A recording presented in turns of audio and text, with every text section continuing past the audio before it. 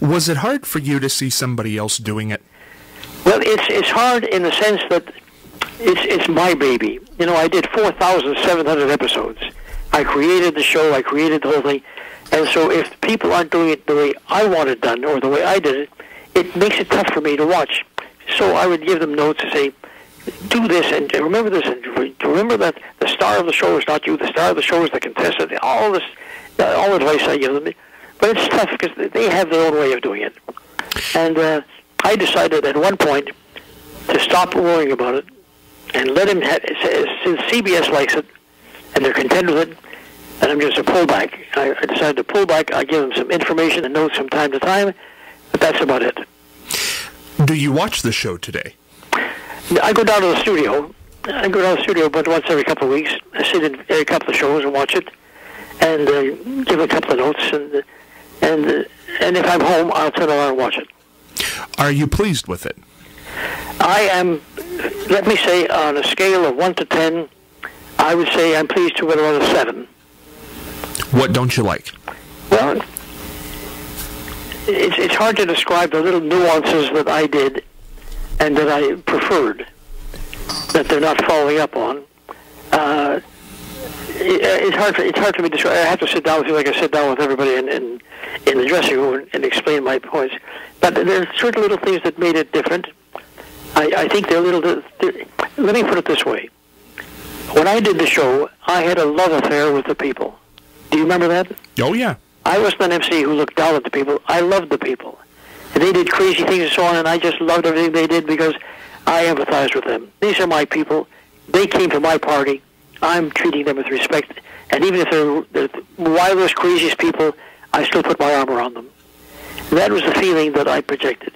And I wanted them to do more of that on the show. Let me put it this way, I guess, then, Monty. If you had your choice again today, and if you were making the decision today after seeing the show progress a few years, would you still choose Wayne Brady, how he's doing the show now? Yes, I would. Okay. Yes, I would, because he's a great performer, and he loves the show, and even though he's doing it his way, which not entirely my way, but he is coming across successfully, and the network likes him, and the people like him. When you went back and did it, because you came back on the new Let's Make a Deal and did it, what was that like? I'm sorry? When you came back and did it on the Wayne Brady version. Oh, when I did it about a year and a half ago. I performed one act every day for a week. It was terrific. You know, for me, it's like just, get up, get on the horse, and let's go again, you know. I mean, I know the show like I know my children. And so I loved it. I did the one act a day. Everybody had a good time, and what more can I say? No problem. And Wayne was very nice and accepted the fact that the old-timer was on the show, you know, and that's the way it should be.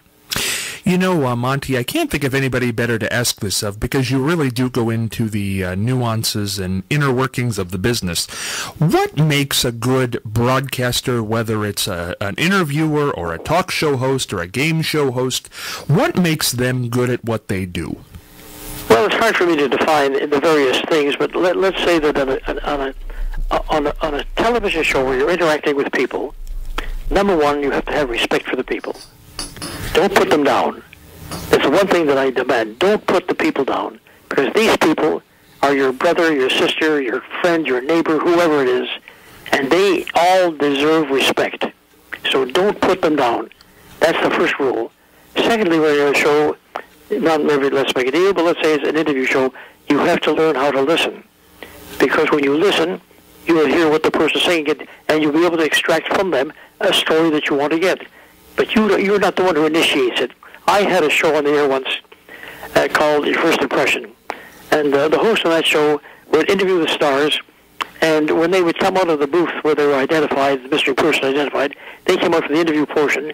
He would say, well, there you are, Mr. X. And I understand you're doing a picture, and you go into the whole story of the guy's life and so on, and you take a breath, and the guest would say, yes. That's not what we want. We want the guest to do the talking, and you say yes.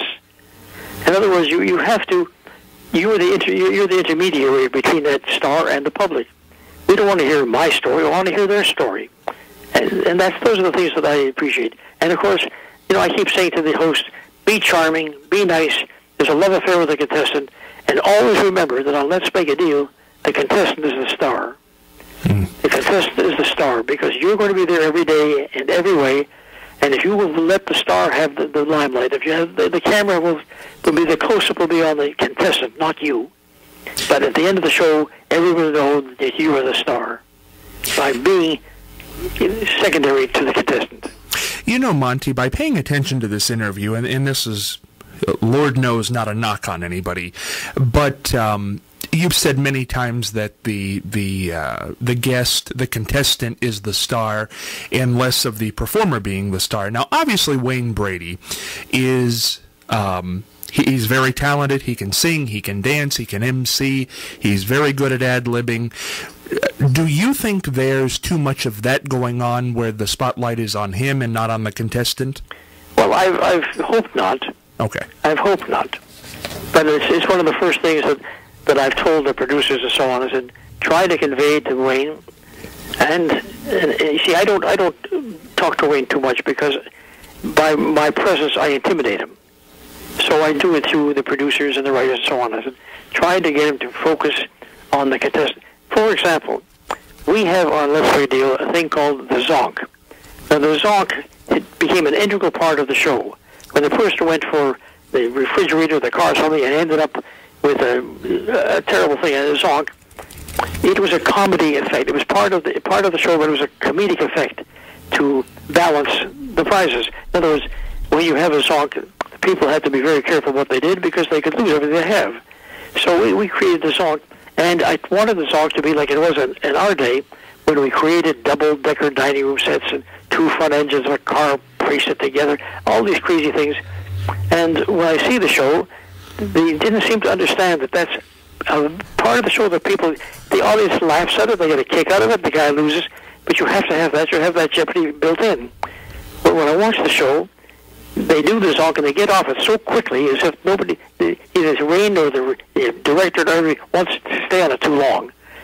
I said, but you got to understand, it's part of the show, and you must realize that. Why do you think Wayne is intimidated by you? Because I created the show. I'm an older man. I did it for 35 years, and he realized he's stepping into my shoes. So it's like, the guy that replaced Joe DiMaggio in center field. He says, my God, I'm replacing Joe DiMaggio. I better be good, Yeah. So he felt that way, and even though he himself is a star in his own right, my presence was intimidating to him. How could you tell that? Body language. I'm not saying it wouldn't be intimidating. It certainly would be intimidating to me also. Monty, I know I got to let you go here. You're a fascinating guy, and I hope you come back. You got a lot of miles left on you, I can tell. But years from now, 20, 30, 40 years, what's the epitaph going to read on Monty Hall? Well, one could be, I did it my way. Another one could be, I got the perfect epitaph. Larry Gelbart, who created MASH? Yes. One of the best writers of our day. Do you know what's on his tombstone? What's that? At last, a plot.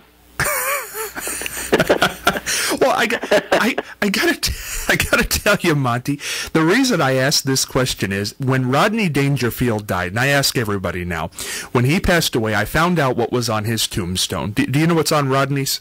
Yeah, sure. Yeah, he's in this, for the listeners out there who might not know, Rodney is buried in a very posh area, very high-class cemetery, and on his tombstone it says, "There goes the neighborhood." That's beautiful. So I ask everybody now what their epitaph's going to be because I found that so funny. Well, I don't know, but I think the perfect epitaph for a guy that game show business all his life should be "Time's Up."